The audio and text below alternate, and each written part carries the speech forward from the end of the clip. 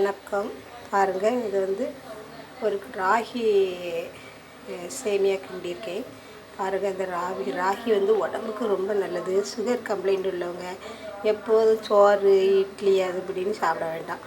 ராகி, கம்பு, கேழ்வரகு, இந்த தெனை அப்படியெல்லாம் ராகி ரவையாகவே இப்போ வந்திருக்குது. பாருங்கள், நல்ல ஒரு சுவையான ஒரு ராகி ரவை கிண்டியிருக்கேன். பாருங்கள், இந்த ராகி ரவை எவ்வளோ டேஸ்டியாக இருக்குதுன்ட்டு.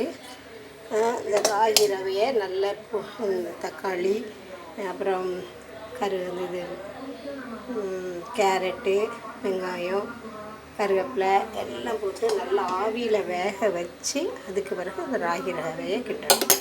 பாருங்கள், ராகி ரவை பிடிச்ச அன்னைக்கு லைக் பண்ணுங்கள், சப்ஸ்கிரைப் பண்ணுங்கள். இந்த ராகி ரவையை யாரெல்லாம் சாப்பிட வராங்க பாருங்கள், எவ்வளோ அழகாக கொத்தி உதிரியாக. இதை வந்து ஆவியில் வேக வச்சா நல்ல உதிரியாக இருக்கும்.